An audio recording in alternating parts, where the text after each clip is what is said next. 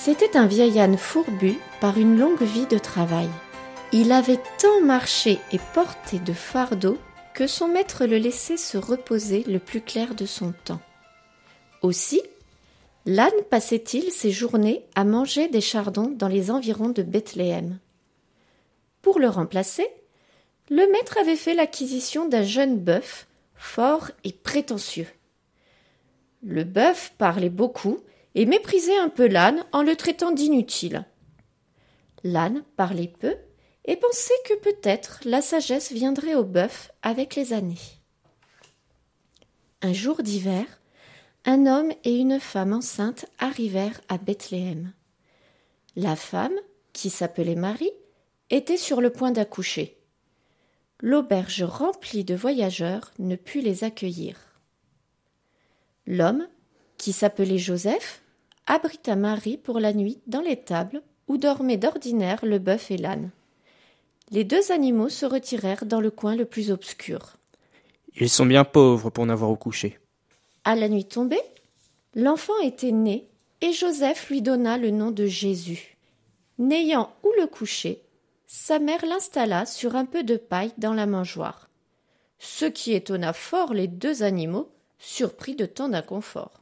Le vent soufflait si fort entre les pierres disjointes de l'étable que l'âne et le bœuf s'approchèrent pour réchauffer l'enfant de leur souffle. C'est un bel enfant. Tiens, vous y voyez encore. Je vous croyais devenu à demi aveugle avec l'âge. Pourquoi tous ces bergers qui raccourent? Allons donc. L'âge vous a rendu si sourd que vous n'entendez plus la nouvelle? Vexé, l'âne pencha la tête et regarda le nouveau-né. L'enfant souriait dans son sommeil. 40 nuits durant, l'âne et le bœuf réchauffèrent l'enfant de leur souffle. Non sans se chamailler. Êtes-vous bien sûr de ne pas lui passer votre rhume? Vous toussez beaucoup ces derniers temps. Taisez-vous. Vous êtes décidément plus bête que tous mes semblables réunis.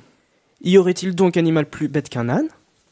Au ton de la dispute, l'enfant ouvrit les yeux et regarda les deux animaux. Et ils eurent honte de leur querelle.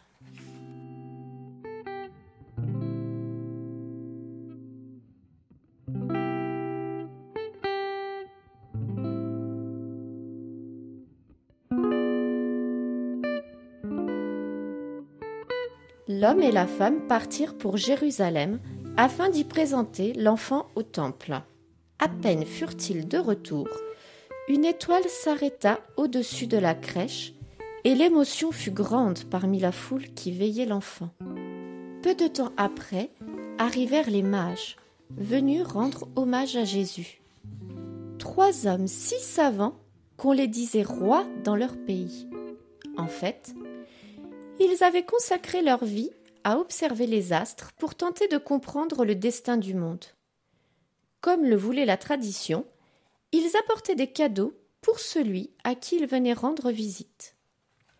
Gaspard apporta l'or, Melchior apporta l'encens, Balthazar apporta la myrrhe. L'âne et le bœuf, impressionnés par la magnificence des mages et de leurs présents, cédèrent la place au chevet de l'enfant et sortirent de l'étable. C'est alors qu'ils virent les animaux de la caravane. De grands animaux, hauts sur pattes, au long cou et au regard serein de ceux qui traversent le désert. Ce sont des éléphants. Mais non, ce sont des chameaux. Par toutes les chamelles qui ont enfanté ceux de ma race, on ne m'a jamais encore confondu avec un éléphant. De longues nuits, l'âne et le bœuf parlèrent avec les chameaux de la caravane. Comment êtes-vous arrivés jusqu'à notre pauvre étable? Nos maîtres ont vu une étoile inconnue se mettre en route et ils l'ont suivie. Suivez-vous ainsi toutes les étoiles? Non, il était dit qu'un enfant naîtrait qui sauverait le monde et qu'une étoile merveilleuse annoncerait cette naissance. Et comment saviez-vous que c'était cette étoile et pas une autre?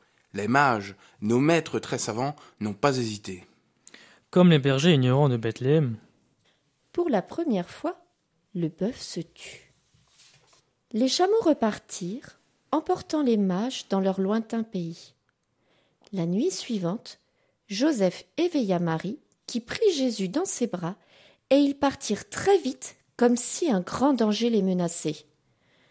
L'âne et le bœuf en furent fort étonnés. Au matin, ils comprirent, en voyant les soldats du roi de Jérusalem, tuer tous les enfants de Bethléem, tant la naissance de Jésus avait fait peur à leur maître. Et pourquoi un roi si puissant aurait-il peur d'un enfant né dans une étable? Parce que cet enfant est plus puissant que tous les puissants. Pour la seconde fois, le bœuf se tut. Les mois passèrent. Ni l'homme, ni la femme, ni l'enfant ne revinrent à Bethléem, mais le bœuf venait souvent parler avec l'âne.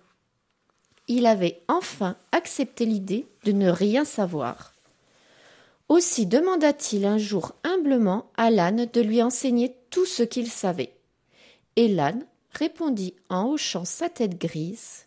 « Je ne sais qu'au fond qu'une chose, c'est que le monde a changé depuis la naissance de cet enfant. » Et, pour la troisième fois, le bœuf se tut.